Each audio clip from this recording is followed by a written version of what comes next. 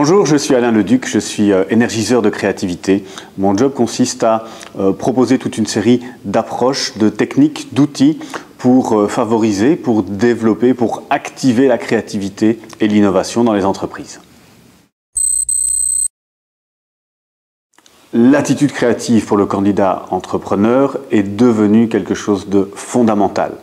On remarque que le monde de l'entreprise est en évolution perpétuelle déjà depuis quelques années.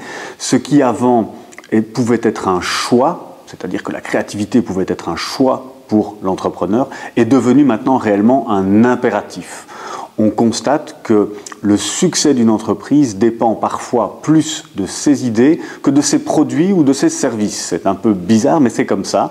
Et donc, avec la créativité que l'entrepreneur va développer pour valoriser et pour présenter ses produits et services, va lui permettre d'avoir non seulement une certaine crédibilité au sein du marché, mais aussi un atout considérable pour convaincre sa cible. L'objectif maintenant est d'être différent et pertinent. Voilà ce que j'appelle une attitude créative, être différent et pertinent.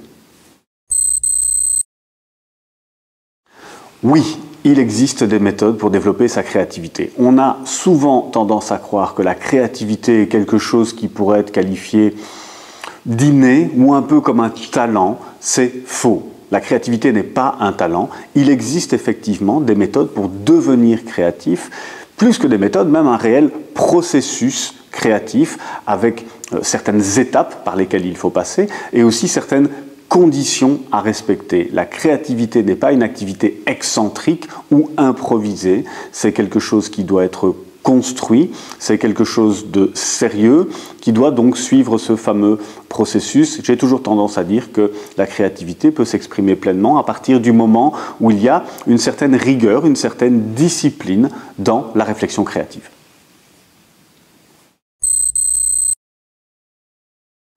Le module créativité du séminaire Start Essentiel répond à une question: comment devenir créatif ?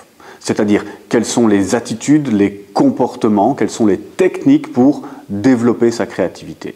Il y a 4 phases dans le séminaire qui est présenté. La première, c'est un briefing un peu théorique, mais qui est aussi interactif pour présenter un peu les fondamentaux de la créativité. Ça dure une demi-heure, 3/4 d'heure, et très très vite, on rentre dans une partie pratique, avec comme deuxième phase l'exploration d'un cas concret, qui est pris au sein des participants qui sont présents. Ensuite, une phase de production d'idées, où là on va utiliser 2, 3, 4 techniques de créativité en fonction du timing qu'on a. Et on termine par une phase de construction qui consiste à savoir comment est-ce qu'on va sélectionner les idées porteuses, comment est-ce qu'on va évaluer le potentiel de ces idées et comment est-ce qu'on va réellement construire des solutions qui vont être donc originales et pertinentes sur base des idées qui ont été produites à la phase précédente.